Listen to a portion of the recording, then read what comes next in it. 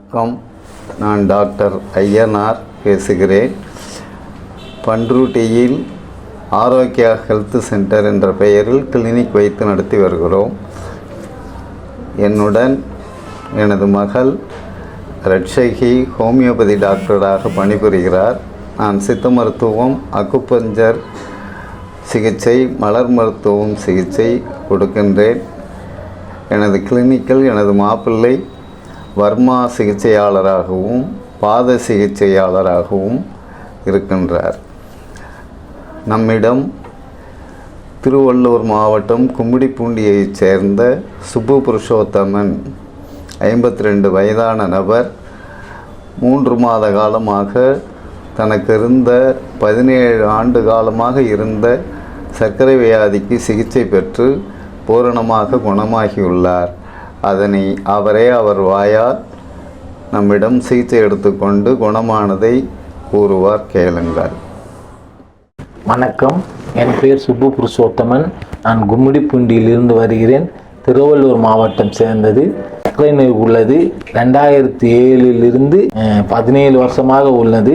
அதுக்கு இங்கிலீஷ் மருந்து எடுத்துக்கொண்டேன். அது குணமாகவில்லை. டாக்டர் ஐயனார், பண்ருட்டியில் இருக்கும் டாக்டர் ஐயனாரிடம் மருந்து எடுத்துக்கொண்டேன். 3 மாதத்தில் குணமாகிவிட்டது. இப்போ நார்மலாக உள்ளது. மூட்டு வலிக்கும் கை கால் வலிக்கும் மருந்து எடுத்துக்கொண்டிருக்கிறேன். அது பாதி சுமாராய் உள்ளது. எங்களது கிளினிக்கில் 17 ஆண்டு காலமாக இருந்த சர்க்கரை வியாதிக்கு சுப்பு புருஷோத்தமன் 3 மாத சிகிச்சையிலேயே முழுமையாக குணமானதை அவரது வாயால் தெரிவித்திருந்தார். அதை நீங்கள் கேட்டீர்கள். சர்க்கரை நோயால் பாதிக்கப்பட்டவர்கள் எங்களிடம் வந்து எனது 30 ஆண்டு கால சித்த மருத்துவ முறையிலே அதில் கிடைத்த அனுபவத்தை கொண்டு ஆராய்ச்சி செய்து நானே தயாரிக்கின்ற மலர் மருந்துகளையும் எங்களது கிளினிக்கிலே கொடுக்கப்படுகின்ற ஹோமியோபதி மருந்து இரண்டையும் உட்கொண்டு தேவையான அளவுக்கு நாங்கள் கொடுக்கின்ற ஆலோசனைகளை நீங்கள் கடைபிடித்து வருவீர்களேயானால் 6 மாத காலத்தில் நீங்கள் உங்கள் சர்க்கரை வியாதியிலிருந்து முழுமையாக நலம் பெறலாம். வாழ்நாள் கடைசி வரை அந்த நோய் வராமலும் நீங்கள் ஆரோக்கியமாக வாழ முடியும். எங்களது மருத்துவ சேவையை நீங்கள் பயன்படுத்தி கொள்ளுங்கள். இப்பொழுது சர்க்கரை வியாதி எப்படி உண்டாகிறது என்பதை பற்றி கொஞ்சம் பார்ப்போம். சர்க்கரை வியாதி உழைப்புக்கு மேல் உணவு எடுத்துக்கொள்வதாலும் நாகரிகம் என்ற பெயரிலும் பழைய உணவு முறையை மறந்து புதிதாக தேவையில்லாத பல உணவுகளை இனிப்பு அதிகம் சேர்ந்தது, மாவுச்சத்து அதிகம் சேர்ந்தது போன்ற உணவுப் பொருள்களை எடுத்துக்கொள்வதாலும், பேக்கரி ஐட்டங்கள், எண்ணெயில் அதிகமாக பொரித்த வறுத்த உணவுகளை எடுத்துக்கொள்வது, நாட்டுச்சக்கு, நல்லெண்ணெய், கடலை எண்ணெய் பயன்படுத்தாமல் ரீஃபைண்ட் ஆயில் பயன்படுத்துவது, வெள்ளை சர்க்கரையை பயன்படுத்துவது, வேகமாக இயங்குகின்ற இந்த காலத்திலே பொருளாதார தேவைக்காக மன அழுத்தத்தோடு அதிகமாக உழைப்பது, கடன் தொல்லை, தேவைகளின் அதிகரிப்பு, தூக்கமின்மை போன்ற காரணங்களால் சர்க்கரை வியாதி உண்டாகிறது.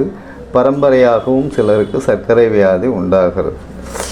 சர்க்கரை வியாதியை தவிர்ப்பதற்கு 8 மணி நேர உழைப்பு அல்லது 10 மணி நேர உழைப்பு, அதன் பிறகு ஒரு 4 மணி நேரம் மனசை ரிலாக்ஸாக வைத்து கொள்வது, மன அழுத்தத்தோடு இல்லாமல் ரிலாக்ஸாக வைத்து கொள்வது, ஓடி ஓடி உழைத்து கடைசியில் மருத்துவமனைக்கே செலவு செய்து இருக்கிற ஆரோக்கியத்தையும் கெடுத்து கொள்ளாமல் மனதை லேசாக வைத்து கொண்டு குடும்பத்தோடு அல்லது நண்பர்களோடு சற்று செலவில்லாமல் கேளிக்கையாக வாழ்வது கூட மன அழுத்தத்தை குறைப்பதற்கு ஒரு எளிய வழி.